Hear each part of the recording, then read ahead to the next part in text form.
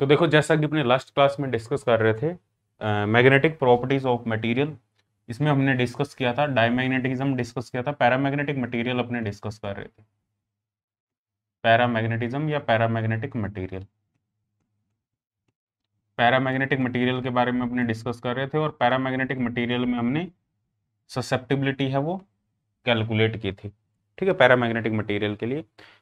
अब यहाँ पे जो हमारे पास में मैग्नेटाइजेशन आया था फॉर पैरामैग्नेटिक मटेरियल, वो था हमारे पास में m equal to g mu not g J mu B, ठीक है, ये था हमारे पास में N mu not g J mu B, ठीक है, ये था हमारे पास में इनटू, एक बार मैं देख लेता हूँ एग्जैक्ट फॉर्मूला क्या था, N G J mu B, mu naught नहीं था, N G J mu B था ओनली, एन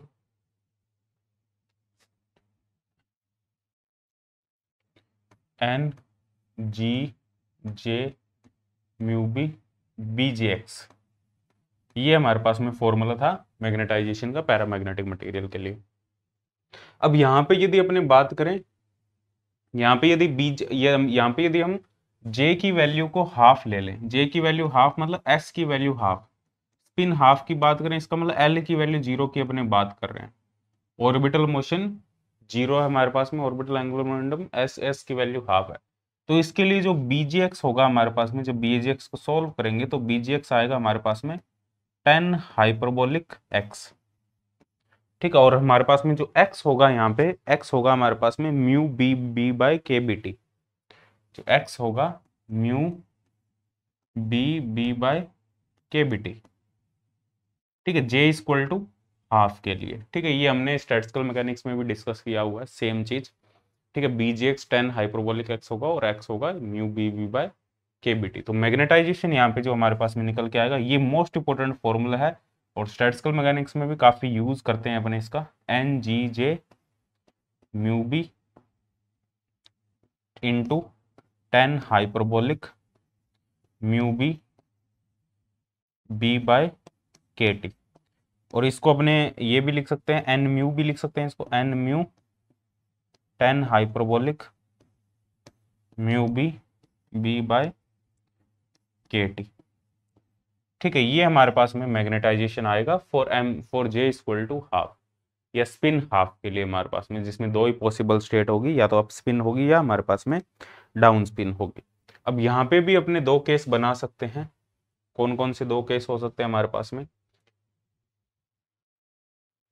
यहाँ पे भी दो पॉसिबल केस हो सकते हैं हमारे पास में। देखो, फर्स्ट केस यहाँ पे हो सकता है कि हमारे पास में जो टेम्परेचर है बहुत हाई हो सकता है, केबीटी की जो वैल्यू है वो बहुत ज़्यादा लार्ज हो सकती है म्यू बी इंटू बी से, ठीक है, टेम्परेचर हाई हो सकता है, इसका मतलब एक्स की जो वैल्यू है, एक्स की जो वैल्यू है वो हमारे पास में काफ़ी ज़्यादा स्मॉल हो सकती है, टेम्परेचर लार्ज मतलब एक्स की वैल्यू 1 से काफ़ी ज़्यादा स्मॉल हो सकती है।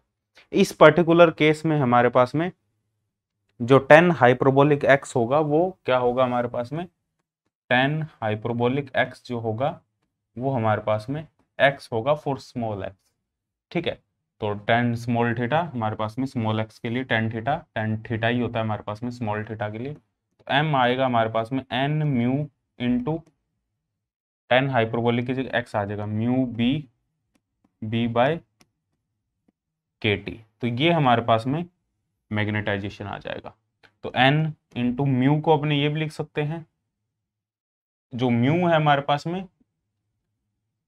पास में ये जो म्यू होगा ये टोटल नहीं होगा, अब जो म्यू मैग्नेटाइजेशन, ये जो म्यू मैग्नेटिक मोमेंट होगा, अब ये नहीं होगा हमारे पास में, बात समझ में आ रही है। देखो, जो म्यू मैग्नेटिक मोमेंट है उसमें दो कंपोनेंट होंगे, एक तो म्यू एल होगा, एक म्यू एस होगा, और वो टोटल था म्यू जे, ठीक है, जो मैग्नेटिक मोमेंट था इसको म्यू जे लिख सकते हो, लेकिन म्यू एल तो जीरो हो जाएगा, ओनली म्यू एस बचेगा, म्यू एस क्या होगा, G S E bye 2m into S, ठीक है, ये होगा हमारे पास में। तो यहाँ पे एन म्यू, अब यहाँ पे मैंने बता दिया ये क्या है, mu B by K B T, इसको तुम्हें ज़्यादा सोचने की जरूरत नहीं, क्योंकि यहाँ पे अब जे पुट मत करना कि यहाँ पे जे हो जाएगा, क्योंकि जे की वैल्यू हाफ तभी ली है जब एस की वैल्यू हमारे पास में हाफ है हमारे पास में।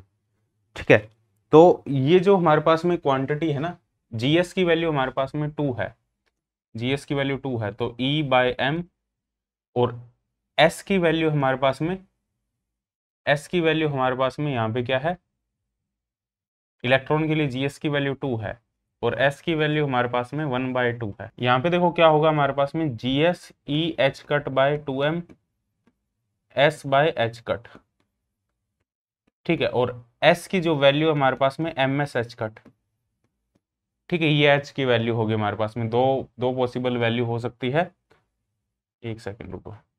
ठीक है, एम एस की वैल्यू प्लस माइनस हाफ हो सकती है, यदि अपने मैग्नीट्यूड की बात करें तो प्लस माइनस हाफ हो सकती है। तो इस वजह से हमारे पास में ये क्या हो जाएगा, जीएस की वैल्यू हमारे पास में 2 है, तो ये जो हमारे पास में म्यू होगा, ये होगा हमारे पास में म्यू बी, म्यू बी के इक्वल होगा, E H cut by 2m हमारे पास में क्या है, म्यू बी। ठीक है, तो यहाँ पे इसको म्यू बी लिख सकते हैं, M N mu B square B by K T, इस फॉर्म में अपने इसको रिप्रेजेंट कर सकते हैं। अब जे की फॉर्म में मत लिखना उसको, क्योंकि जे इक्वल टू हाफ के लिए हमारे पास में एस हाफ एल जीरो आ गया हमारे पास में, ऑर्बिटल एंगुलर मोमेंटम का जो कंट्रीब्यूशन है वो यहाँ पे जीरो हो जाएगा, ओनली स्पिन एंगुलर मोमेंटम का कंट्रीब्यूशन रहेगा। ठीक है, तो एम आ गया हमारे पास में, काई भी निकाल सकते हैं यहाँ से, ससेप्टिबिलिटी देखो काई क्या होगा, एम बाय एच, इसको mu naught M by B भी लिख सकते हो, mu naught M by B, M की वैल्यू पुट करके काई निकल जाएगा, और हमें पता है जो काई है वो 1 टेम्परेचर के इन्वर्सली प्रोपोर्शनल होगा पैरामैग्नेटिक सब्सटेंस के लिए। ठीक है, और बात करें, यदि अपने बात करें एक्स की वैल्यू 1 से काफ़ी ज़्यादा लार्ज है, ठीक है, उसके लिए हमारे पास में tan हाइपरबोलिक एक्स होगा 1। ठीक है, tan हाइपरबोलिक एक्स की वैल्यू, एक्स की वैल्यू बहुत ज़्यादा लार्ज है, तो ये 1 हो जाएगी हमारे पास में, 1 हो जाएगा तो हमारे पास में जो मैग्नेटाइजेशन होगा वो होगा एन म्यू बी, सैचुरेशन होगा, सैचुरेशन।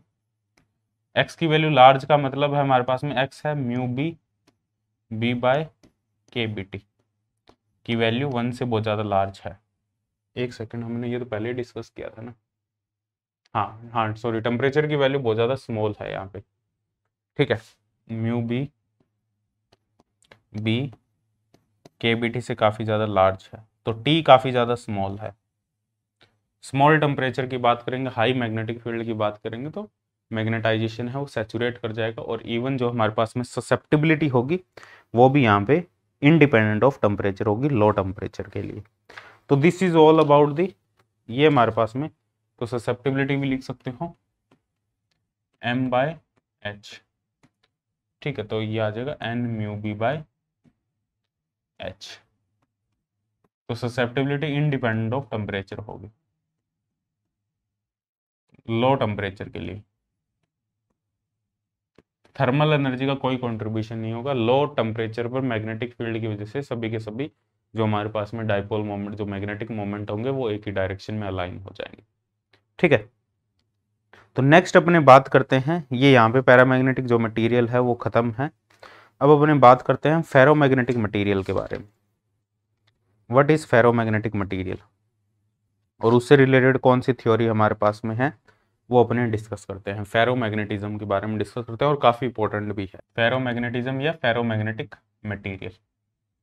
ठीक है, अब देखो what is ferromagnetism, what is ferromagnetic material. अब यहाँ पे क्या होगा, जो फेरोमैग्नेटिज्म है उसका भी जो सोर्स है हमारे पास में वो परमानेंट मैग्नेटिक मोमेंट है। इसका भी जो सोर्स होगा, जैसे पैरामैग्नेटिक का सोर्स, इसका भी जो सोर्स होगा वो क्या है, परमानेंट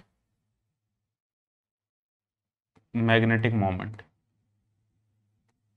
एक बार लिख देता हूं मैं, परमानेंट मैग्नेटिक मोमेंट। जैसे हमारे पास में पैरामैग्नेटिक मटेरियल का जो सोर्स था वो परमानेंट मैग्नेटिक मोमेंट था, बट वहां पे क्या था हमारे पास में कि उस टाइप के, उसमें जो हमारे पास में पैरामैग्नेटिक मटेरियल में हमारे पास में जो नेट मैग्नेटिक मोमेंट था वो जीरो था। और कोई मैग्नेटाइजेशन नहीं था, देर इज नो मैग्नेटाइजेशन, ठीक है, इन absence of magnetic field, absence of magnetic field, ठीक है। यहाँ क्या होगा, जो सोर्स है वो परमानेंट मैग्नेटिक मोमेंट है। परमानेंट मैग्नेटिक मोमेंट किस वजह से हो सकता है, वो हमने डिस्कस किया था पैरामैग्नेटिक सब्सटेंस में। जो परमानेंट मैग्नेटिक मोमेंट हमारे पास में हो सकता है वो इलेक्ट्रॉन की वजह से भी हो सकता है, इलेक्ट्रॉन ऑर्बिट में रिवॉल्व कर रहे हैं, orbital angular momentum, spin angular momentum की वजह से भी हो सकता है, न्यूक्लियर की स्पिन की वजह से भी हो सकता है, ठीक है। तो उससे ओवरऑल टोटल हमारे पास में एंगुलर मोमेंटम निकल के आता है। लेकिन यहाँ पे डिफरेंस क्या है, वहां पे, यहाँ पे जो हमारे पास में, मैं डिफरेंस लिखता हूं, यहाँ पे क्या है, यहाँ पे जो मैग्नेटिक मोमेंट होगा हमारे पास में वो प्रेजेंट होगा in absence of magnetic field. Magnetic moment will present in absence of magnetic field, absence of magnetic field। Magnetic field के एब्सेंस में यहाँ पे हमारे पास में एक मैग्नेटिक मोमेंट है, वो यहाँ पे प्रेजेंट होगा। अब यहाँ पे मैग्नेटाइजेशन होगा, यहाँ पे मैग्नेटाइजेशन होगा in absence of magnetic field, magnetisation in absence of magnetic field. Magnetic field के बिना ही यहाँ पे कुछ मैग्नेटाइजेशन होगा, ठीक है। लेकिन ये जो मैग्नेटाइजेशन होगा वो एक टेम्परेचर से पहले होगा। ये जो मैग्नेटाइजेशन होगा, जिसको अपने स्पॉन्टेनियस मैग्नेटाइजेशन भी कह देते हैं, इस टाइप के मैग्नेटाइजेशन को अपने कह देते हैं स्पॉन्टेनियस मैग्नेटाइजेशन, स्पॉन्टेनियस मैग्नेटाइजेशन। और ये एक पर्टिकुलर टेम्परेचर से कम टेम्परेचर पर देखने को मिलता है, जिसको अपने कहते हैं क्यूरी टेम्परेचर, ठीक है। अब इसका रीजन क्या है, क्यों स्पॉन्टेनियस मैग्नेटाइजेशन देखने को मिलता है, वो अपनी सारी चीजें आगे एक्सप्लेन करेंगे। What is spontaneous magnetisation, why it is producing, why such type of material is producing spontaneous magnetisation, spontaneous magnetisation for a particular temperature, for less than a particular temperature. ये क्यों होता है, इसके बारे में सारी चीजें अपने डिस्कस करेंगे, ठीक है। ये कुछ इसकी इंपॉर्टेंट पॉइंट है। मैग्नेटाइजेशन होगा जिसको स्पॉन्टेनियस मैग्नेटाइजेशन कहेंगे, क्यूरी टेम्परेचर से नीचे होगा। और क्यों होगा spontaneous magnetisation, due to exchange field. अब व्हाट इज एक्सचेंज फील्ड वो आगे डिस्कस करेंगे। ड्यू टू एक्सचेंज फील्ड, कोई बाहर से तो फील्ड लगा नहीं रहे, तो अंदर से कोई ना कोई फील्ड प्रोड्यूस हो रहा होगा, तो due to exchange field. Exchange field किनके बीच में, ये है इंटरेक्शन बिटवीन मैग्नेटिक डाइपोल, जो है यहाँ पे हमारे पास में ऑलरेडी मैग्नेटिक मोमेंट प्रेजेंट है, तो उनके बीच में इंटरेक्शन की वजह से होगा, इंटरेक्शन बिटवीन मैग्नेटिक डाइपोल लिख सकते हैं, मैग्नेटिक मोमेंट लिख सकते हैं। तो मैग्नेटिक जो डाइपोल होंगे उनके बीच में इंटरेक्शन की वजह से हमारे पास में स्पॉन्टेनियस मैग्नेटाइजेशन होगा। Without applying any field you'll have some type of magnetization that is known to be spontaneous magnetization, ठीक है। अबव क्यूरी टेम्परेचर की बात करें, अबव क्यूरी टेम्परेचर हमारे पास में थर्मल एनर्जी का कंट्रीब्यूशन बहुत ज्यादा हो जाएगा। Above Curie temperature, above Curie temperature क्या होगा, थर्मल एनर्जी का कंट्रीब्यूशन काफी ज्यादा हाई हो जाएगा। थर्मल एनर्जी, एक सेकेंड, थर्मल एनर्जी का जो कंट्रीब्यूशन है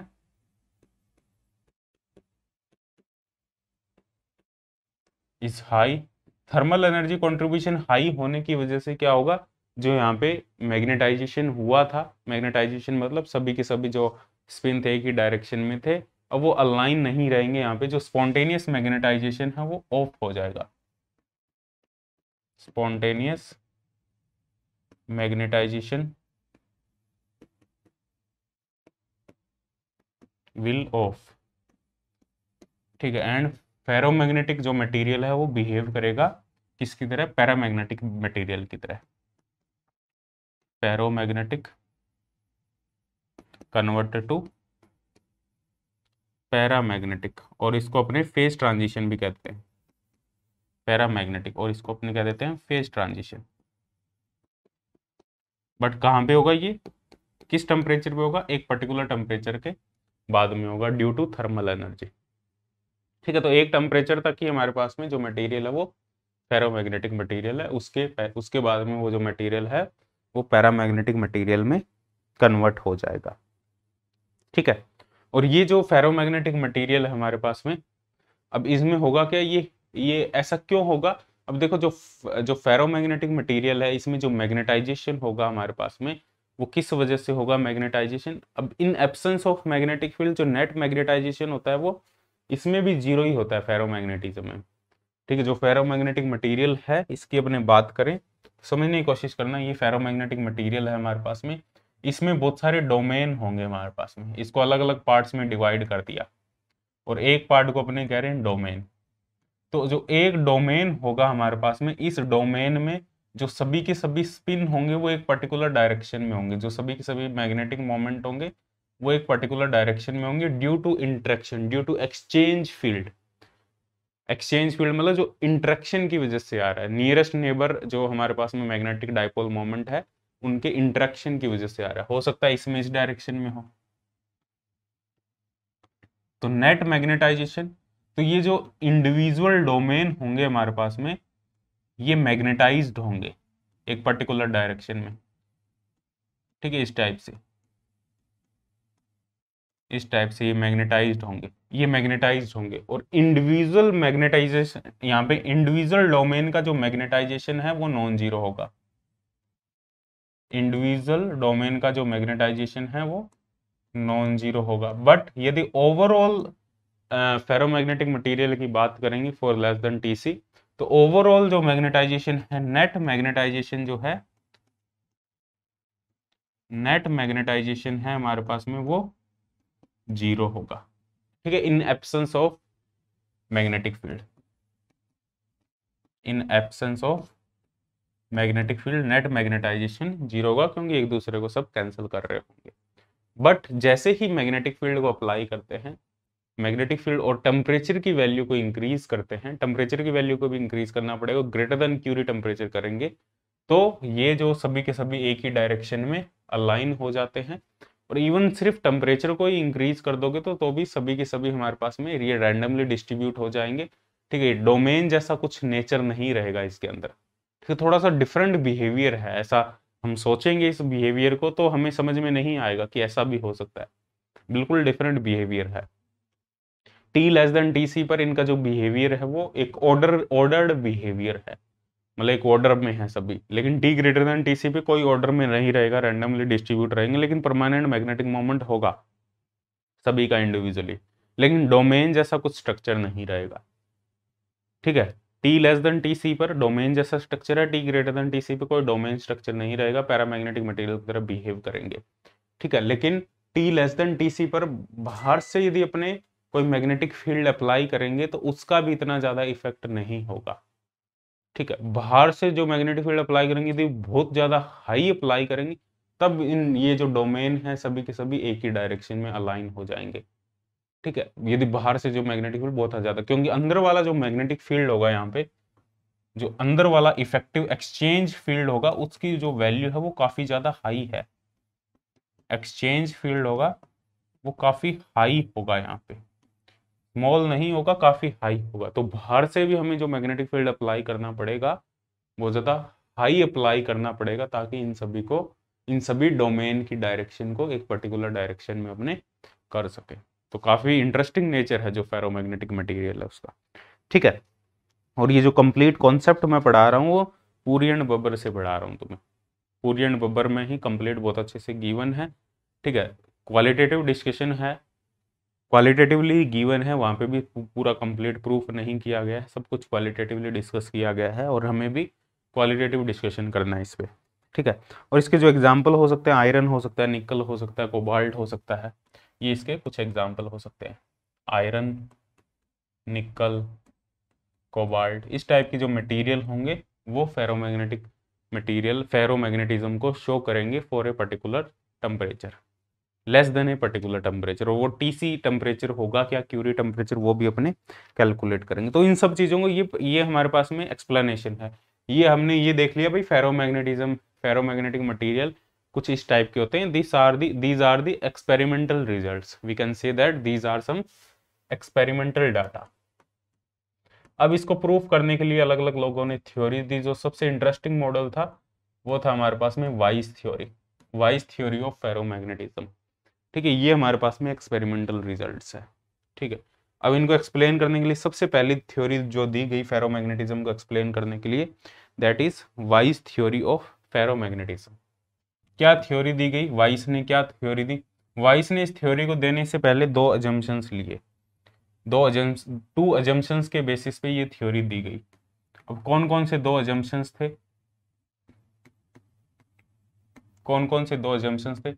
पहला अजम्पशंस ये था अकॉर्डिंग टू वाइस थ्योरी कि जो हमारे पास में फेरोमैग्नेटिक मटेरियल है उनको लार्ज नंबर ऑफ डोमेन में, जो डोमेन का कॉन्सेप्ट है वो किसने लिया था? वाइस ने लिया था। डोमेन कॉन्सेप्ट मतलब जो लार्ज हमारे पास में फेरोमैग्नेटिक मटेरियल है उसको डोमेन में डिवाइड कर दिया था कि बहुत सारे डोमेन हो सकते हैं हमारे पास में। डोमेन का कॉन्सेप्ट मैंने तुम्हें एक्सप्लेन कर दिया यहाँ पे। ठीक है, ये जो डोमेन का कॉन्सेप्ट लिया गया ये फेरोमैग्नेटिज्म को एक्सप्लेन करने के ही लिए ही इस कॉन्सेप्ट को इंट्रोड्यूस किया गया बाय वाइस। ठीक है, इस वजह से वाइस थ्योरी ऑफ फेरोमैग्नेटिज्म का जो सबसे पहला हमारे पास में, ठीक है, जो सबसे पहला हमारे पास में कॉन्सेप्ट आया था वो वाइस थ्योरी ने दिया था, वाइस ने दिया था। और यहाँ पे ये बताया था कि जो नेट मैग्नेटाइजेशन होगा, जो ओवरऑल मैग्नेटाइजेशन होगा, नेट मैग्नेटाइजेशन, जो नेट मैग्नेटाइजेशन होगा वो वेक्टर सम होगा सभी मैग्नेटाइजेशन का in in all domain. Vector sum of magnetization of all domain. इस डोमेन का मैग्नेटाइजेशन क्या है, इस डोमेन का मैग्नेटाइजेशन क्या है, इस डोमेन का मैग्नेटाइजेशन क्या है, इस डोमेन का मैग्नेटाइजेशन क्या है, इसका मैग्नेटाइजेशन, इसका मैग्नेटाइजेशन, इन सभी का जो वेक्टर सम होगा वो हमारे पास में नेट मैग्नेटाइजेशन होगा। और डोमेन के अंदर जो नेट मैग्नेटाइजेशन होगा वो किस वजह से होगा? जो डोमेन के अंदर किसी पर्टिकुलर डोमेन की बात करें, जो इसके अंदर जो मैग्नेटाइजेशन होगा, द मैग्नेटाइजेशन, ये अजम्पशंस लिए। ठीक है, ये कोई कहीं से देखा नहीं गया भाई डोमेन जैसी स्ट्रक्चर होती है। ठीक है, कोई एक्सपेरिमेंटली इसको देखा नहीं गया कोई ऐसा डोमेन दिख रहा है, ऐसा कुछ नहीं है। ठीक है, ये वाइस ने अजम्पशंस लिए थे और इसके बेसिस पे एक्सप्लेन किया था और रिजल्ट भी हमें अच्छे मिले थे इसके बेसिस पे। तो जो मैग्नेटिक डोमेन, जो मैग्नेटिक जो हमारे पास में मैग्नेटाइजेशन होगा इन डोमेन, मैग्नेटाइजेशन इन डोमेन, डोमेन के अंदर जो मैग्नेटाइजेशन होगा उसका सोर्स क्या होगा? Exchange field. एक्सचेंज फील्ड किसके बीच में? डाइपोल, मैग्नेटिक डाइपोल मोमेंट्स के बीच में। एक्सचेंज फील्ड की वजह से यहाँ पे मैग्नेटाइजेशन, हमें इन सभी डोमेन में मैग्नेटाइजेशन है वो देखने को मिलेगा। ठीक, और एक्सचेंज जो फील्ड होगा हमारे पास में वो प्रोपोर्शनल होगा, उसको बीई से लिख देंगे, it is proportional to M magnetisation. तो यहाँ पे हम एक कॉन्स्टेंट लेंगे, तो यहाँ पे एक्सचेंज जो फील्ड होगा उसको कंसीडर किया गया, वाइस ने उसको कंसीडर किया बीई, और बी को लैम्डा एम से रिप्रेजेंट कर दिया, और लैम्डा यहाँ पे वाइस कांस्टेंट है, वाइस कांस्टेंट। और ये जो कांस्टेंट है वो इंडिपेंडेंट ऑफ टेम्परेचर है, इंडिपेंडेंट ऑफ टेम्परेचर। ये वाइस ने फर्स्ट अजम्पशन है यहाँ पे कंसीडर किया। ठीक है, उसके बाद में जो सेकंड अजम्पशंस, हाँ, डोमेन स्ट्रक्चर होगी और जो स्पॉन्टेनियस मैग्नेटाइजेशन है वो एक्सचेंज की फील्ड की वजह से होगा। ये सेकंड अजम्पशन, ये फर्स्ट अजम्पशन है, ये सेकंड अजम्पशन है, दोनों सेम ही है। डोमेन कॉन्सेप्ट लिया गया और उसमें एक्सचेंज, ईच पर्टिकुलर डोमेन में जो एक्सचेंज फील्ड होगा वो हमारे पास में B equal to lambda M होगा, लैम्डा वाइस कॉन्स्टेंट होगा जो इंडिपेंडेंट ऑफ टेम्परेचर होगा। तो ये दो अजम्पशंस लिए गए वाइस ने। इन दो अजम्पशंस के बेसिस पे जो मैग्नेटाइजेशन है वो कैलकुलेट किया गया और देखा गया कि हमारे पास में जो फेरोमैग्नेटिक मटेरियल है उनका बिहेवियर कैसा है। ठीक है, तो अब देखो डिस्कस करते हैं। अब वाइस ने भी यहाँ पे जो पैरामैग्नेटिक थ्योरी थी उसका, जो क्वांटम थ्योरी थी उसको ही कंसीडर किया था। यहाँ पे उसको कंसीडर करके इसको सॉल्व करने, मैग्नेटाइजेशन है उसको कैलकुलेट करने की कोशिश की थी। क्वांटम थ्योरी क्या थी पैरामैग्नेटिज्म की? ये दो अजम्पशंस लिए थे, सबसे पहले तो ये दो अजम्पशंस लिए थे। ठीक है, इन अजम्पशंस को यूज किया किस थ्योरी में? Quantum theory of paramagnetism. Quantum theory of paramagnetism, क्योंकि क्वांटम थ्योरी एडवांस थ्योरी है तो इसका यूज किया था वाइस ने, क्वांटम थ्योरी ऑफ पैरामैग्नेटिज्म का यूज किया था। What is quantum theory of paramagnetism? Quantum theory of paramagnetism के अकॉर्डिंग जो मैग्नेटाइजेशन था हमारे पास में N G J mu B into B जी एक्स, ये हमारे पास में मैग्नेटाइजेशन था। ठीक है, बी जी एक्स ये हमारे पास में ब्रिलियन फंक्शन था जिसका एक बड़ा सा फॉर्मूला था जो तुम्हें याद रखने की जरूरत नहीं है। ठीक है, और यहाँ पे जो x की वैल्यू थी हमारे पास में, वो x की वैल्यू थी हमारे पास में जी जे म्यू बी, जी जे मैं यहाँ पे लिख देता हूँ G J mu B B effective upon K B T. यहाँ पे जस्ट क्या रिप्लेस कर दिया, मैग्नेटिक फील्ड को बी इफेक्टिव से रिप्लेस कर दिया यहाँ पे वाइस ने। ठीक है, एक्स के अंदर जो बी आ रहा था हमारे पास में, पहले ओनली बी आ रहा था। ठीक है, जब अपने अपने डिस्कस कर रहे थे, जब अपने पैरामैग्नेटिक थ्योरी डिस्कस कर रहे थे तो वहां पे बी आ रहा था जो एक्सटर्नल फील्ड था। अब बी की जगह बी इफेक्टिव होगा, और बी इफेक्टिव क्या होगा हमारे पास में, जो एक अपने बाहर से मैग्नेटिक फील्ड अप्लाई करेंगे प्लस और एक जो अंदर से मैग्नेटिक फील्ड अप्लाइड होगा, तो ये हमारे पास में नेट मैग्नेटिक फील्ड होगा। बी तो अपने बाहर से अप्लाई कर रहे हैं, और लैम्डा एम जो ऑलरेडी अंदर प्रेजेंट है for T less than T C के लिए। अब यहाँ पे अपने बात करें, यदि अपने एक पर्टिकुलर टेम्परेचर की बात करें, यदि अपने बात करें कि बाहर वाला मैग्नेटिक फील्ड जीरो है, let's say we are not applying any kind of external field, let's say in absence of magnetic field B zero है हमारे पास में, जो बाहर से मैग्नेटिक फील्ड अप्लाई कर रहे हैं, तो बी इफेक्टिव क्या होगा हमारे पास में, बी इफेक्टिव होगा हमारे पास में लैम्डा एम। तो लैम्डा एम की वैल्यू जस्ट यहाँ पे एक्स में पुट कर दो, तो G J mu B lambda M, M क्या है मैग्नेटाइजेशन, इंटू के टी। तो ये हमारे पास में एक्स निकल के आ जाएगा, और एक्स में यहाँ पे मैग्नेटाइजेशन है एम, तो मैग्नेटाइजेशन क्या होगा, मैग्नेटाइजेशन होगा के एट पर्टिकुलर टेम्परेचर, किसी टेम्परेचर टी पर, तो मैग्नेटाइजेशन टेम्परेचर टी पर क्या होगा, एट पर्टिकुलर टेम्परेचर टी पर जो मैग्नेटाइजेशन होगा X K T upon G J mu B lambda, lambda Weiss constant है हमारे पास में, ये मैग्नेटाइजेशन का हमारे पास में फॉर्मूला होगा। अब हमें पता है यहां से, यदि अपने बात करें t टेंस टू जीरो की, सबसे सिंपलेस्ट केस हो सकता है हमारे पास में t टेंस टू जीरो। ठीक है, t equal to zero kelvin की अपने बात करें, या t is very very less than small temperature की बात करें, t is very small temperature, for small temperature x जो होगा हमारे पास में वो इन्फिनिटिव होगा। ठीक है, x इन्फिनिटिव होगा, जब x इन्फिनिटिव होगा हमारे पास में, तो bgx जो होगा हमारे पास में, दैट bjx, दिस bgx, और ये जो मैग्नेटाइजेशन है ये भी हमारे पास में, और ये मैग्नेटाइजेशन, ये दोनों सेम मैग्नेटाइजेशन है if magnetic field only depend on lambda M. यदि मैग्नेटिक फील्ड सिर्फ लैम्डा एम का फंक्शन है तो ये दोनों मैग्नेटाइजेशन सेम है, बट अलग अलग फॉर्म में लिखे गए हैं, but they are same magnetisation. ठीक है, क्योंकि एक्स तो अंदर ही आ रहा है ना इसके, और एक्स ये है हमारे पास में, तो यहाँ पे मैग्नेटाइजेशन इधर लेफ्ट हैंड साइड भी आ रहा है, राइट हैंड साइड भी आ रहा है इस इक्वेशन में। तो ये जो इक्वेशन है ये ट्रांसेंडेंटल इक्वेशन है, इस टाइप की इक्वेशन ट्रांसेंडेंटल इक्वेशन होती है, जो हमने क्वांटम मैकेनिक्स में भी इस टाइप की इक्वेशन को सॉल्व किया था, जब हमने फाइनाइट स्क्वायर वेल पोटेंशियल को डिस्कस किया था, वहां पे भी ट्रांसेंडेंटल इक्वेशन को सॉल्व किया था। ग्राफिकल मेथड से इसको अपने सॉल्व करते हैं, तो यहाँ पे भी ग्राफिकल मेथड का यूज करेंगे।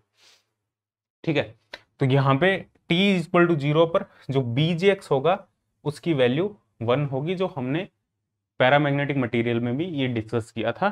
t tend to zero, x tend to infinity पर, या x की वैल्यू ऐसे भी लिख सकते हैं, x is very very greater than 1, x is very very greater than, मतलब t की वैल्यू बहुत ज्यादा स्मॉल है। ठीक है, bjx 1 होगा। इस केस में हमारे पास में जो m ये जो m होगा ये वाला, इस इक्वेशन से m, इसको s लिख दो। s क्यों लिखा मैंने, क्योंकि सैचुरेशन फील्ड को रिप्रेजेंट कर रहा है, क्योंकि एक्सटर्नल मैग्नेटिक फील्ड हमने जीरो लिया है, तो ये जो मैग्नेटाइजेशन है ये सैचुरेशन मैग्नेटाइजेशन है, sorry spontaneous, not saturation, spontaneous यहाँ पे वर्ड यूज करना चाहता था मैं, स्पॉन्टेनियस मैग्नेटाइजेशन है, that is in absence of magnetic field. ठीक है, एब्सेंस ऑफ मैग्नेटिक फील्ड में जो मैग्नेटाइजेशन है spontaneous magnetisation, that why I am using this subscript s।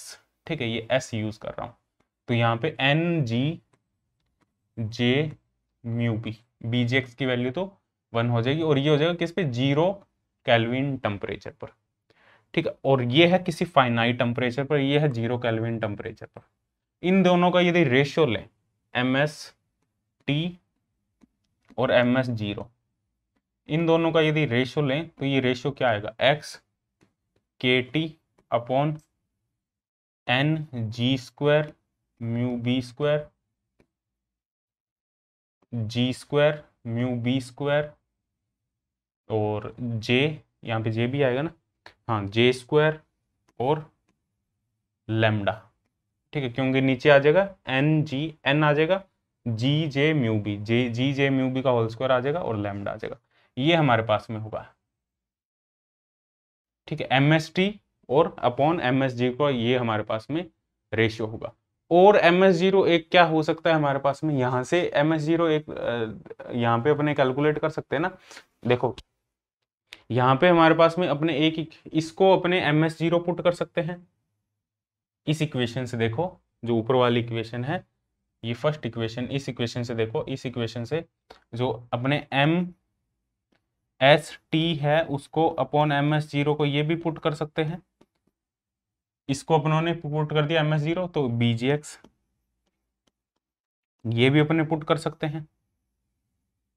ये इक्वेशन एक, ये इक्वेशन हमारे पास में, इसमें दोनों लेफ्ट हैंड साइड इक्वल है, मतलब ये जो क्वांटिटी है ये BGX के इक्वल होगी हमारे पास में। ये हमारे पास में थर्ड इक्वेशन है और ये फोर्थ इक्वेशन है। ठीक है, क्योंकि देखो ये जो क्वांटिटी थी NGJ μB, इस क्वांटिटी को अपने लिख सकते हैं MS0, लिख सकते हैं, नहीं लिख सकते। ठीक है, NGJ μB, तो MS0 नीचे चला जाएगा तो M/MS0 BGX आ जाएगा, और यहाँ से MST, इन दोनों इक्वेशन को, इसको और इसको डिवाइड करके हमने एक इक्वेशन निकाली। तो ये दो इक्वेशन है हमारे पास में, दोनों लेफ्ट हैंड साइड सेम है, राइट हैंड साइड डिफरेंट है। तो यहाँ पे अपने क्या कर सकते हैं, ये ट्रांसेंडेंटल इक्वेशन है, इनको ग्राफिकल मेथड से सॉल्व करेंगे। तो इन दोनों इक्वेशन को एक ग्राफ में प्लॉट करेंगे, MST/MS0 को एक ग्राफ में प्लॉट करेंगे विद रिस्पेक्ट टू x। तो ये जो इक्वेशन होगी विद रिस्पेक्ट टू x, ये तो एक स्ट्रेट लाइन आएगी, और ये जो इक्वेशन होगी ये BGX का प्लॉट होगा। ठीक है, इस इक्वेशन में। तो यहाँ पे जो ग्राफ आएगा हमारे पास में, इस ग्राफ से काफी इंटरेस्टिंग रिजल्ट मिलेंगे हमें। ये जो कुछ इस टाइप का ग्राफ देखने को मिलेगा हमें।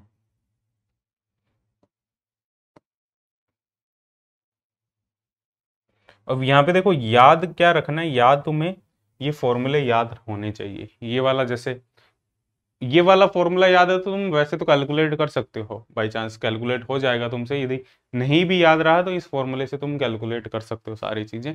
ठीक है, बट ये वाला जो फॉर्मूला है वो तुम्हें याद होना चाहिए, ये वाला फॉर्मूला तुम्हें पता होना चाहिए। ठीक है, एग्जाम पॉइंट ऑफ व्यू से। तो यहाँ पे एक हमारे पास में जो ग्राफ होगा MST अपॉन MS0, तो जो फर्स्ट हमारे पास में थर्ड इक्वेशन है उसका जो ग्राफ होगा वो तो होगी स्ट्रेट लाइन। ये तो होगी हमारे पास में स्ट्रेट लाइन, क्योंकि वो t पर डायरेक्टली प्रोपोर्शनल है, सॉरी x के डायरेक्टली प्रोपोर्शनल है, x के रिस्पेक्ट में ग्राफ प्लॉट कर रहे हैं। तो ये तो है इक्वेशन थर्ड। ठीक है, ये इक्वेशन थर्ड का ग्राफ प्लॉट कर दिया। और इक्वेशन फोर्थ का जो ग्राफ होगा ये होगा हमारे पास में, इक्वेशन फोर्थ का जो ग्राफ होगा वो होगा हमारे पास में, जो BGX का जो ग्राफ होता है वो कुछ इस टाइप का होता है। इस टाइप का जो ग्राफ होगा वो BGX का ग्राफ होगा। ठीक है, ये जो ब्रिलियन फंक्शन है उसका जो ग्राफ होता है वो ये होता है, ये तुम्हें याद रखना है। ठीक है, जो BGX है हमारे पास में, ये क्या था BGX भी x डिपेंडेंट था ना, 2j+1 upon 2j cot hyperbolic tan hyperbolic, बड़ा सा एक फंक्शन था। इसको प्लॉट करना थोड़ा सा डिफिकल्ट है, बट उसका जो ग्राफ होगा वो ये होगा। अब ये दोनों, ये जो फोर्थ इक्वेशन थी उसका ग्राफ होगा। ठीक है, ये वाली फोर्थ इक्वेशन। अब इन दोनों में दोनों ग्राफ कहाँ कट करेंगे, जहां कट करेंगे वो पॉइंट इन दोनों इक्वेशन को सेटिस्फाइड करेगा। जो पॉइंट इन दोनों इक्वेशन को सेटिस्फाई करेगा वही हमें स्पॉन्टेनियस मैग्नेटाइजेशन की वैल्यू देगा, अदरवाइज कोई पॉइंट हमें नहीं देगा। एक तो ओरिजिन पे कट कर रहा है, ये जो ग्राफ है ओरिजिन पे कट करेगा, लेकिन यहाँ पे तो स्पॉन्टेनियस मैग्नेटाइजेशन वैसे ही 0 है। तो ये तो हमारे पास में रिजल्ट हो नहीं सकता, एक्स टेंड टू 0 पर स्पॉन्टेनियस मैग्नेटाइजेशन 0 है, यहाँ पे तो टेम्परेचर भी 0 है हमारे पास में। लेकिन एक पॉइंट और होगा जहाँ पे ये ग्राफ हमारे पास में कट करेगा। अब यहाँ पे टेम्परेचर की वैल्यू को चेंज कर सकते हो, ये जो थर्ड इक्वेशन है ये टी डिपेंडेंट है, ठीक है, जो थर्ड इक्वेशन देख सकते हो टी डिपेंडेंट है, मतलब इसकी जो थर्ड इक्वेशन की जो स्लोप है, स्लोप ऑफ थर्ड इक्वेशन वो टी के प्रोपोर्शनल है। तो टी को चेंज करके इस लाइन को चेंज किया जा सकता है। तो ये लाइन हमारे पास में अलग अलग टी के लिए अलग अलग पॉइंट से गुजारी जा सकती है। तो एक पर्टिकुलर टेम्परेचर ऐसा होगा जिस टेम्परेचर पर ये जो लाइन है इस पॉइंट को कट करेगी, ठीक है, एक पर्टिकुलर टेम्परेचर के बाद में, ठीक है, ये हमारे पास में लेट्स से वो पर्टिकुलर टेम्परेचर है T equal to T C. इस टेम्परेचर से थोड़ा सा भी कम टेम्परेचर यदि कर देंगे तो ये लाइन जस्ट इसको क्रॉस करने लग जाएगी। देखो ये वाली लाइन है, ये इसको क्रॉस करने लग जाएगी, कहीं भी ड्रॉ कर लो, एक सेकेंड रुको, टी की वैल्यू थोड़ी सी भी टीसी से कम कर देंगे तो ये देखो ये लाइन क्रॉस कर गई ना, ये देखो यहां क्रॉस कर गई, यहां टी की वैल्यू थोड़ी सी भी टीसी से कम कर दी, यहां क्रॉस कर गई, और थोड़ी सी कम कर दो तो यहां क्रॉस कर जाएगी ये लाइन, ठीक है, बात समझ में आ रही है, तो यहां क्रॉस कर गई, ठीक है, और वैल्यू कम कर दो थोड़ी तो और यहां क्रॉस कर जाएगी, ठीक है। बट एक टेम्परेचर ऐसा होगा जहां पे ये टेंजेंशियल होगी, एक टेम्परेचर ऐसा होगा जहां पे ये ओरिजिन पे कट करेगी, ठीक है, वो जो टेम्परेचर होगा उस पॉइंट पर, मतलब x इक्वल टू 0 पर, एट x इक्वल टू 0 पर, ठीक है, t इक्वल टू एक टेम्परेचर ऐसा होगा Tc, ठीक है, जिसपे ये दोनों ओरिजिन पर कट करेंगे, ठीक है, x इक्वल टू 0 वाला वो पॉइंट होगा हमारे पास में, ठीक है, जहां पे जो मैग्नेटाइजेशन होगा वो हमारे पास में, वो मैग्नेटाइजेशन हमारे पास में 0 होगा। अब इस पर्टिकुलर, अब हम कह सकते हैं कि t लेस देन Tc के लिए हमारे पास में पॉइंट ऑफ इंटरसेक्शन हमें मिलेगा, इंटरसेक्शन पॉइंट मिलेगा, इसका मतलब t लेस देन Tc के लिए स्पॉन्टेनियस मैग्नेटाइजेशन देखने को मिलेगा। जब तक पॉइंट नहीं कट करेगा स्पॉन्टेनियस मैग्नेटाइजेशन नहीं देखने को मिलेगा, मतलब t ग्रेटर देन Tc पर नो स्पॉन्टेनियस मैग्नेटाइजेशन, कोई स्पॉन्टेनियस मैग्नेटाइजेशन नहीं होगा, नो स्पॉन्टेनियस मैग्नेटाइजेशन, कोई भी स्पॉन्टेनियस मैग्नेटाइजेशन जो इन एब्सेंस ऑफ मैग्नेटिक फील्ड, जो हमारे पास में स्पॉन्टेनियस मैग्नेटाइजेशन आ रहा है वो एक पर्टिकुलर टेम्परेचर से कम टेम्परेचर पर ही देखने को मिलेगा। वो टेम्परेचर भी अपने कैलकुलेट कर सकते हैं यहाँ पे, ठीक है। और ये जो स्पॉन्टेनियस मैग्नेटाइजेशन है वो किस वजह से है, वो एक्सचेंज फील्ड की वजह से है।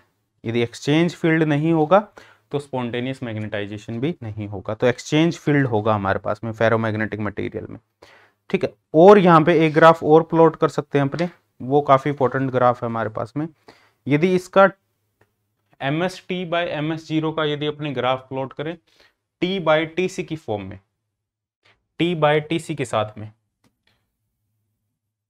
ये यदि ग्राफ प्लॉट करें ms0 ms/t अपॉन ms0, इसका ग्राफ प्लॉट करें t बाय tc के साथ में। अब जब t की वैल्यू 0 है तो मैग्नेटाइजेशन मैक्सिमम है, t इक्वल टू 0 केल्विन पर जो मैग्नेटाइजेशन है, स्पॉन्टेनियस मैग्नेटाइजेशन है वो मैक्सिमम, यहाँ पे देख सकते हो t equal to 0, t equal to 0 मतलब x की वैल्यू भी वहां पे 0 होगी, क्योंकि x क्या है हमारे पास में, x ये है, t इक्वल टू 0 मतलब x की वैल्यू इन्फिनिटिव, x इन्फिनिटिव होगा, t0 यहाँ पे देख सकते हो ये t0 होगा, t0 होगा, x इन्फिनिटिव होगा हमारे पास में, यहाँ पे देख सकते हो ये रहा t0 x इन्फिनिटिव, ठीक है। तो bgx की वैल्यू यहाँ पे 1 होगी, तो हमारे पास में जो स्पॉन्टेनियस मैग्नेटाइजेशन होगा वो मैक्सिमम होगा। तो स्पॉन्टेनियस मैग्नेटाइजेशन यहाँ पे मैक्सिमम है कितना, जो ms/t होगा हमारे पास में वो ms0 के इक्वल हो जाएगा at t equal to 0 kelvin, ठीक है, मैक्सिमम। और ms0 हमने कैलकुलेट किया हुआ है gj म्यू बी n, ये हमारे पास में मैक्सिमम स्पॉन्टेनियस मैग्नेटाइजेशन, तो इसका मतलब ये जो वैल्यू है वो 1 हो जाएगी, 1 हो जाएगी। 1 मतलब क्यों होगी 1? क्योंकि ये दोनों इक्वल हो जाएंगे T इक्वल टू 0 केल्विन पर। T equal to 0 kelvin, 0 kelvin पर ये 1 होगा हमारे पास में। ये जो रेशियो होगा ये 1 होगा। इसका मतलब x टेंड टू इन्फिनिटी है और BGX इक्वल टू 1 है हमारे पास में। अब जैसे जैसे t की वैल्यू को इंक्रीज करते जाओगे, जैसे जैसे t की वैल्यू को इंक्रीज करते जाओगे, ये जो वैल्यू है, ये MST की जो वैल्यू है वो कम होती जाएगी MS0 से।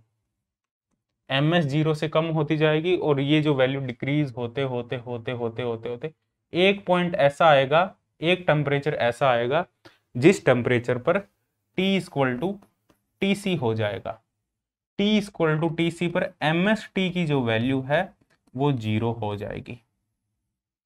T इक्वल टू TC पर जो MST है हमारे पास में, ये जो MST है, एक टेम्परेचर ऐसा होगा, MST की वैल्यू, यहाँ मैथमेटिकली तुम्हें थोड़ा कंफ्यूजिंग लगेगा, सर ये क्या है, क्या कंफ्यूज हो रहा है यहाँ पे।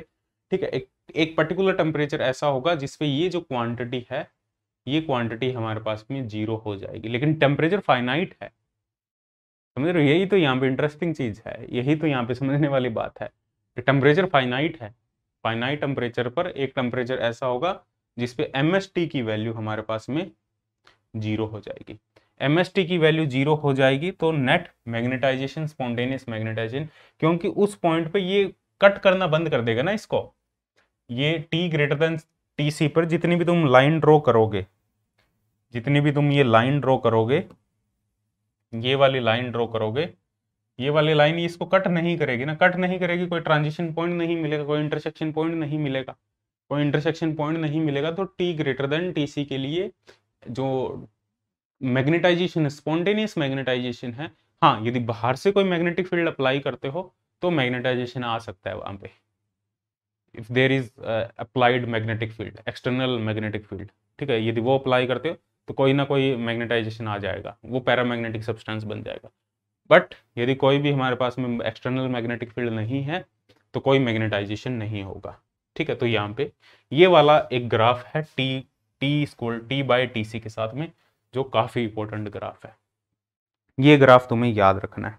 अब T ग्रेटर देन TC की बात करें तो स्पॉन्टेनियस यहां पे लिख देता हूं मैं, T greater than TC, T greater than TC spontaneous जो मैग्नेटाइजेशन है, स्पॉन्टेनियस मैग्नेटाइजेशन 0 हो जाएगा हमारे पास में T ग्रेटर देन TC के लिए।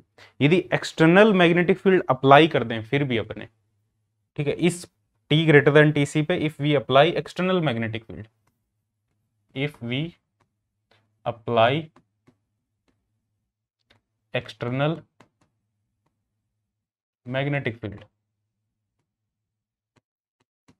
एक्सटर्नल मैग्नेटिक फील्ड यदि अप्लाई कर दें तो एक्सटर्नल मैग्नेटिक फील्ड अप्लाई करने की वजह से, अब देखो वैसे तुम्हें समझ में आ रहा है, मैथमेटिकली करना है लेकिन थियोरेटिकली तुम्हें समझ में आ रहा है, एक्सटर्नल मैग्नेटिक फील्ड अप्लाई करने से एक मैग्नेटाइजेशन आएगा। वो कौन सा मैग्नेटाइजेशन होगा? पैरामैग्नेटिक मैग्नेटाइजेशन होगा। तो एक्सटर्नल मैग्नेटिक फील्ड अप्लाई करने से T ग्रेटर देन टेम्परेचर की वैल्यू बहुत ज्यादा हाई है, टेम्परेचर हाई है, इसका मतलब जो x की वैल्यू है वो हमारे पास में 1 से काफी ज्यादा स्मॉल है। ठीक है, x की वैल्यू 1 से काफी ज्यादा स्मॉल है, तो इस केस में जो BGX होगा हमारे पास में, वो होगा हमारे पास में इस पर्टिकुलर केस में T बहुत ज्यादा हाई है, T ग्रेटर देन TC है, temperature high, external magnetic field apply किया है, तो J+1 x/3j जो हमने पैरामैग्नेटिक मटेरियल में भी डिस्कस किया था। हाई टेम्परेचर के लिए x very very less then 1 के लिए जो BGX होगा वो ये होगा हमारे पास में। तो x अब हमारे पास में BGX ये है, तो m क्या है? NGJ/μB BGX, तो J+1/3j इंटू x, और x क्या है हमारे पास में? x क्या है? x है हमारे पास में GJ/μB और B इफेक्टिव अपॉन KT, ये हमारे पास में x होगा। और B इफेक्टिव हमारे पास में क्या होगा? B इफेक्टिव हमारे पास में है B plus lambda M. External magnetic field अब हमने अप्लाई किया है, we are applying the external magnetic field B plus lambda M. तो एक्स क्या हो जाएगा, G J mu B, B effective में B plus lambda M upon K T. ठीक है, यहाँ वैल्यू पुट कर देंगे एक्स की, तो M equal to N G J mu B J plus 1 upon 3 J. X की जगह क्या आ जाएगा, G J mu B B plus lambda M upon K T.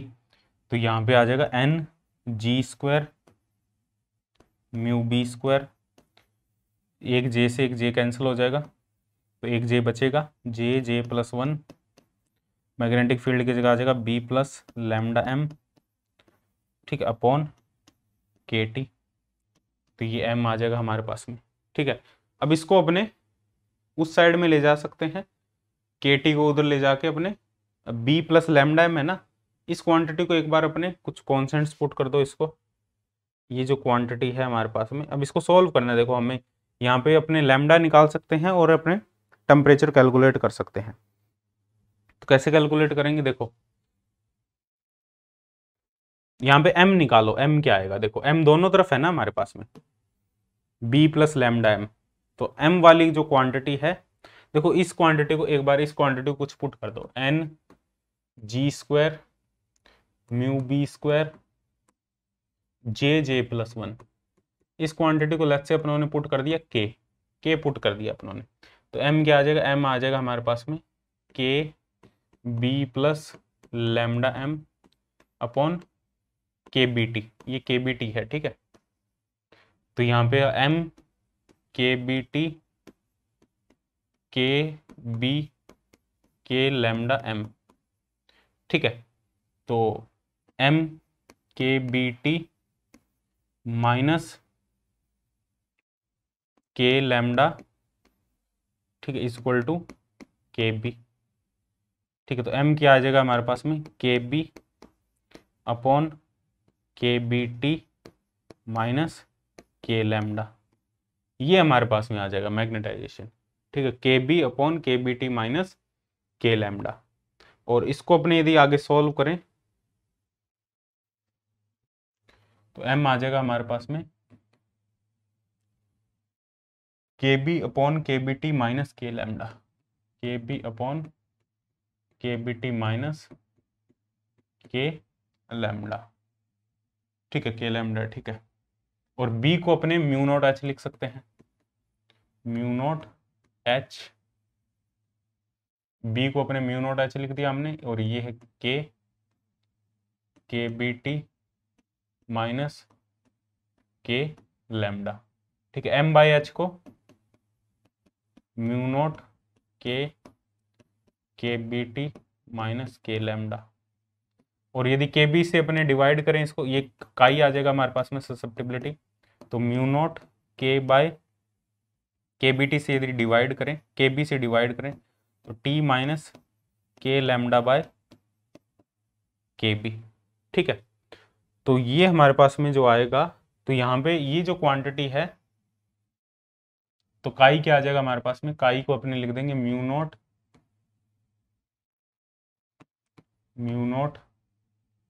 के को क्या लिख देंगे, के को ये पुट कर दो दोबारा, N G square mu B square J J plus 1, N G square mu B square J J plus 1। ठीक है, के को पुट कर दिया अपॉन के बी। ठीक है, और म्यू नॉट है हमारे पास में साथ में अपॉन टी माइनस के लैम्डा बाय के बी। तो के लैम्डा क्या है हमारे पास में, तो के लैम्डा है, के क्या है हमारे पास में, mu naught N G square, mu naught नहीं है यहाँ पे, के की जगह N G square mu B square J J plus 1 lambda by K B.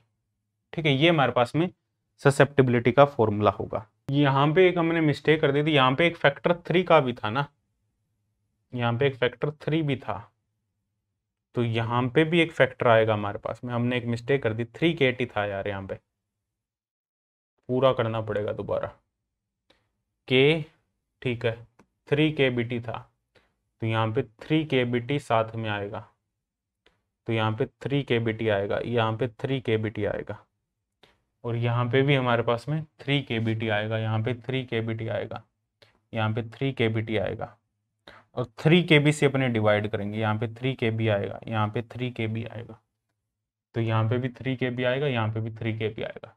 तो ये हो जाएगा हमारे पास में, ये जो क्वांटिटी है ये TC हो जाएगा हमारे पास में, TC, इसको TC बोल देंगे अपन, Ng² mu B² J+1 3kB into lambda, ये हमारे पास में TC टेम्परेचर होगा।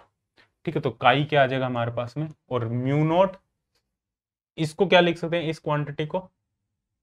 क्वांटिटी को लिख सकते हैं अपने TC, देखो ये KB है हमारे पास में, तो ये quantity Ng² mu B² J3kB, ये तो क्वांटिटी इतनी है।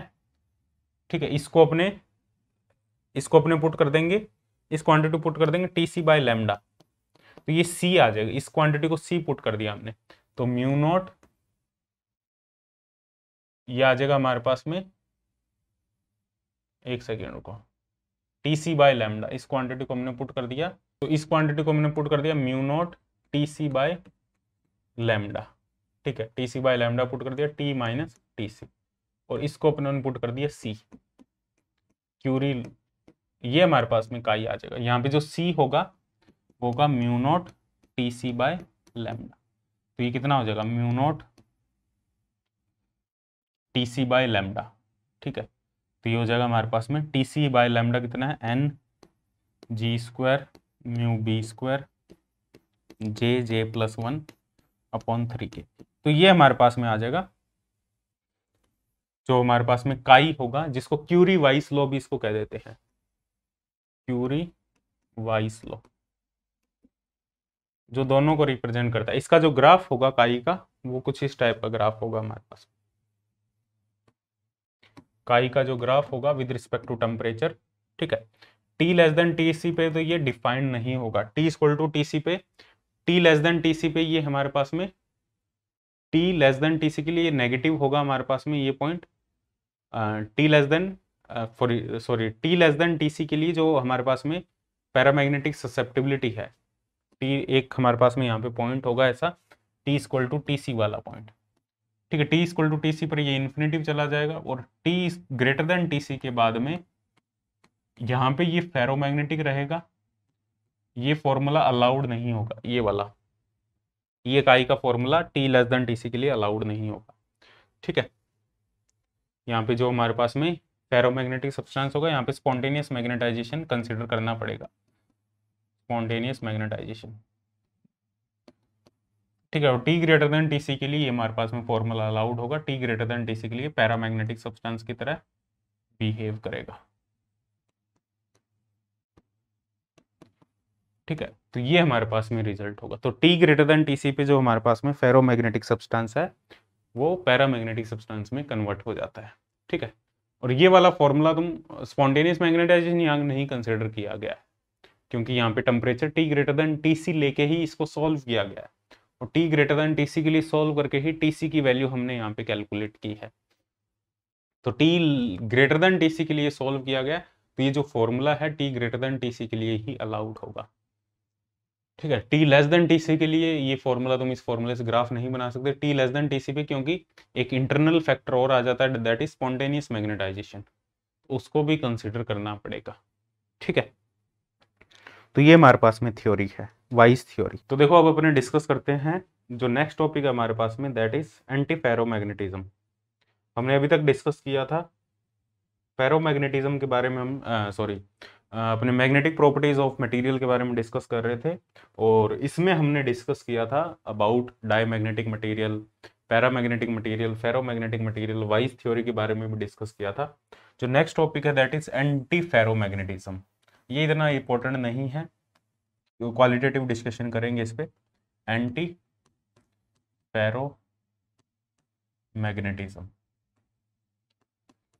इसके बारे में अपने डिस्कस करेंगे। व्हाट इज एंटी फेरोमैग्नेटिज्म, अब देखो एंटी फेरोमैग्नेटिज्म, यहाँ जो मटेरियल है एंटी फेरोमैग्नेटिज्म, इस मटेरियल में देखो फेरोमैग्नेटिक मटेरियल की जब अपने बात कर रहे थे, फेरोमैग्नेटिक मटेरियल में हमने डिस्कस किया था कि जो स्पिन होंगे, डोमेन के अंदर जो स्पिन होंगे वो सभी पैरेलल डायरेक्शन में होंगे। लेकिन यहाँ जो हमारे पास में स्पिन होंगे वो कुछ पैरेलल डायरेक्शन में होंगे, कुछ एंटी पैरेलल होंगे, कुछ पैरेलल होंगे, कुछ एंटी पैरेलल होंगे। जितने पैरेलल स्पिन होंगे उतने ही एंटी पैरेलल स्पिन होंगे। इसको ए से लिख देते हैं जो जेड डायरेक्शन में है, और जो माइनस जेड डायरेक्शन में उसको बी से रिप्रेजेंट कर देते हैं। तो जितने पैरेलल है उतने ही एंटी पैरेलल है। तो यहाँ पे जो नेट मैग्नेटाइजेशन होगा, नेट मैग्नेटाइजेशन जीरो होगा, क्योंकि जो पैरेलल स्पिन का जो मैग्नेटाइजेशन है और एंटी पैरेलल स्पिन का जो मैग्नेटाइजेशन है वो एक दूसरे को यहाँ पे कैंसिल कर देंगे, क्योंकि दोनों अपोजिट डायरेक्शन में। तो net magnetisation in absence of magnetic field zero होगा। और ये टेम्परेचर पे भी डिपेंड करेगा, क्योंकि ये आपस में इंटरेक्ट कर रहे हैं। ये ए यहाँ पे जो इंटरेक्शन होगा हमारे पास में, जिसको एक्सचेंज फील्ड इंटरेक्शन कहेंगे, तो जो इंटरेक्शन होगा वो ए इंटरेक्शन होगा और ए बी हमारे पास में इंटरेक्शन होगा। तो इसकी वजह से सैचुरेशन मैग्नेटाइजेशन भी होगा हमारे पास में, लेकिन नेट मैग्नेटाइजेशन होगा वो जीरो होगा हमारे पास में। लेकिन जब मैग्नेटिक फील्ड अप्लाई करेंगे तो मैग्नेटिक फील्ड अप्लाई करने के बाद में नेट मैग्नेटाइजेशन हमारे पास में होगा। लेकिन ये जो हमारे पास में टेम्परेचर पे भी डिपेंड करेगा। हाई टेम्परेचर पर, लो टेम्परेचर पर तो ये केस हो सकता है, एक टेम्परेचर से कम टेम्परेचर पे ये केस हो सकता है, लेकिन टेम्परेचर की वैल्यू तुम बढ़ा दोगे यदि, तो ये वाला केस नहीं रहेगा, ये पैरामैग्नेटिक सब्सटेंस में कन्वर्ट हो जाएगा। At high temperature due to thermal energy की वजह से, जैसा हमने पहले डिस्कस किया था, सभी केसेस में हमने यही डिस्कस किया था, ड्यू टू थर्मल एनर्जी ये पैरामैग्नेटिक सब्सटेंस में कन्वर्ट हो जाएगा। और एक पर्टिकुलर टेम्परेचर होगा जिसको अपने नील्स टेम्परेचर कहेंगे, Tn, T greater then Tn पे ये हमारे पास में पैरामैग्नेटिक सब्सटेंस की तरह बिहेव करेगा। Tn को नील्स टेम्परेचर कहेंगे, क्योंकि नील्स ने इसके बारे में बात की थी इस वजह से। ठीक है, तो हाई टेम्परेचर मतलब थियोरेटिकल डिस्कशन ही करना है इस पे। और एंटी फेरोमैग्नेटिक सब्सटेंस के लिए जो हमारे पास में ससेप्टिबिलिटी का जो फॉर्मूला होगा, ससेप्टिबिलिटी होगी हमारे पास में, ससेप्टिबिलिटी इंपॉर्टेंट है काफी। ससेप्टिबिलिटी का जो फॉर्मूला होगा हमारे पास में वो होगा chi equal to 2C upon T plus Tn। ठीक है, और यहाँ पे जो C है वो क्यूरी कांस्टेंट है, तो यहाँ पे नीचे प्लस आएगा हमारे पास में। ठीक है, यहाँ पे प्लस साइन आएगा, T प्लस Tn यहाँ पे नील्स टेम्परेचर है। तो यदि अपने इसको ये भी कर सकते हैं, 1/काई करें, 1/काई आएगा हमारे पास में T/2C प्लस Tn/2C। ये लिख सकते हैं। काई का अपने टेम्परेचर के साथ में ग्राफ भी प्लॉट कर सकते हैं, या 1/काई का भी तुम टेम्परेचर के साथ में ग्राफ प्लॉट कर सकते हो।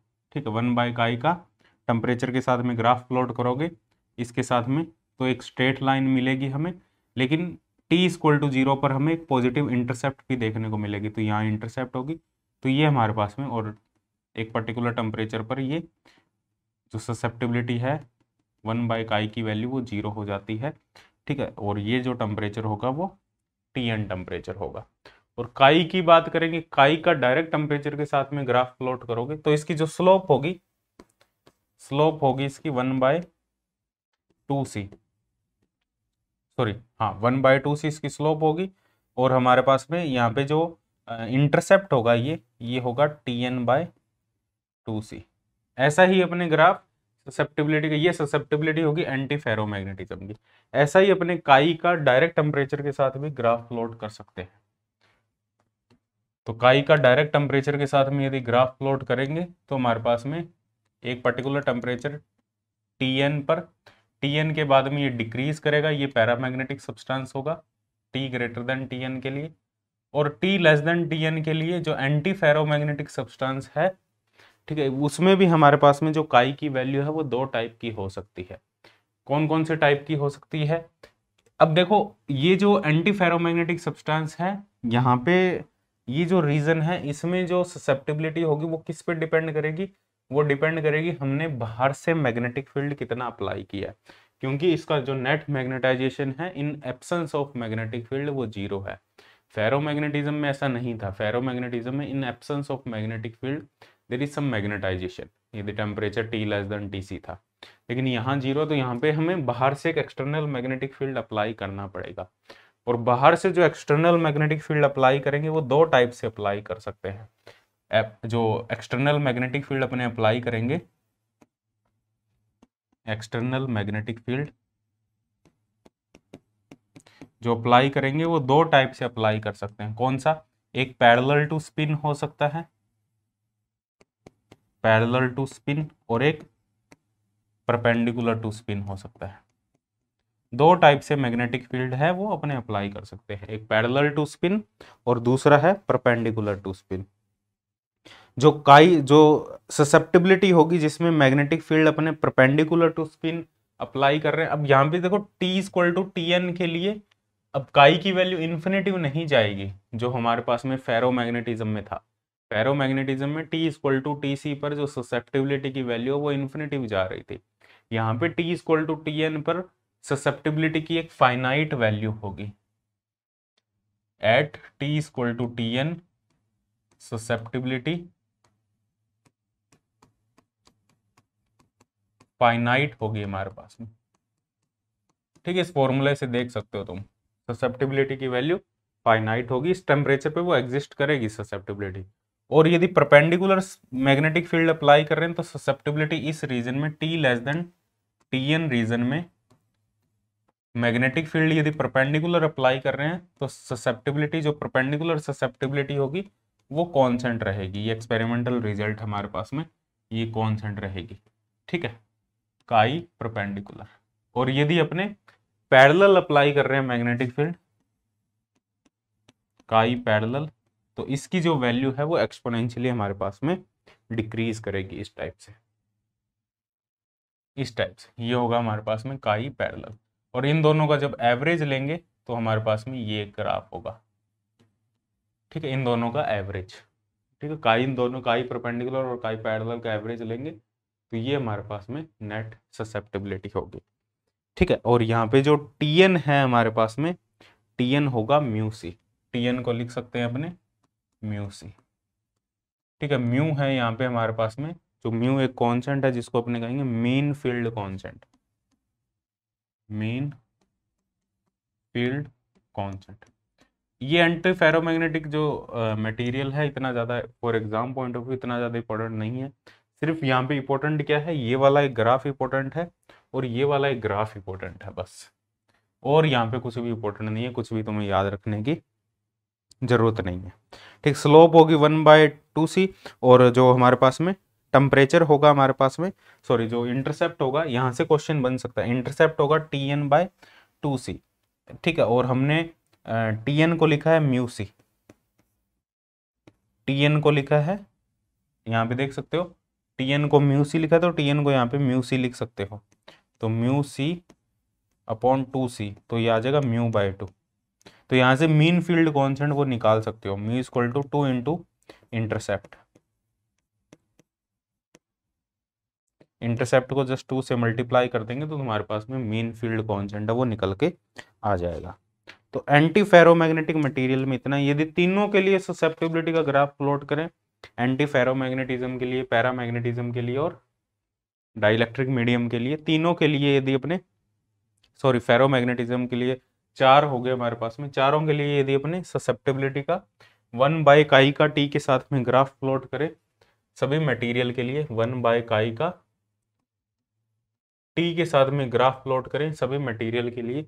सबसे पहले अपने प्लॉट करते हैं यहाँ पे जो एंटी फेरोमैग्नेटिज्म मटेरियल, इसके लिए अभी हमने प्लॉट किया, इसके लिए जो ग्राफ है वो यहाँ तक आएगा, यहाँ तक। यहाँ पे एक इंटरसेप्ट हमें देखने को मिलेगा। ठीक है, ये एक इंटरसेप्ट है और ये जो टेम्परेचर है -Tn है, नील्स टेम्परेचर है हमारे पास में। ठीक है, नेगेटिव टेम्परेचर नेगेटिव नहीं होगा, लेकिन अपोजिट डायरेक्शन में हम बात कर रहे हैं इसकी। ऐसे नहीं भी टेम्परेचर नेगेटिव हो जाएगा और नेगेटिव टेम्परेचर पे वो होगा, टेम्परेचर पॉजिटिव ही है हमारे पास में, ठीक है। ग्राफ में वो नेगेटिव शो हो रहा है। 1/I का टेम्परेचर के साथ में ये हमारे पास में ग्राफ होगा। यदि इसको पीछे बढ़ाएंगे, ठीक है, पीछे बढ़ाएंगे तो इस नेगेटिव टेम्परेचर पर हमारे पास में 1/I की वैल्यू 0 होगी। ये हमारे पास में एंटी फेरोमैग्नेटिज्म, ठीक है। और यदि पैरामैग्नेटिज्म की बात करें तो पैरामैग्नेटिज्म में जो ग्राफ होगा हमारे पास में, वो हमें पता है 1/काई, जो काई है वो प्रोपोर्शनल है, पैरामैग्नेटिज्म के लिए जो काई है वो प्रोपोर्शनल है 1/T के, तो 1/काई प्रोपोर्शनल होगा T के। तो एक स्ट्रेट लाइन आएगा जो ओरिजिन से पास करेगी डायरेक्ट, यहाँ पे एक स्ट्रेट लाइन आएगी जो ओरिजिन से पास करेगी। तो ये होगा हमारे पास में पैरामैग्नेटिज्म के लिए। और फेरोमैग्नेटिज्म के लिए बात करें तो फेरोमैग्नेटिज्म के लिए हमारे पास में ये वाला कर्व होगा,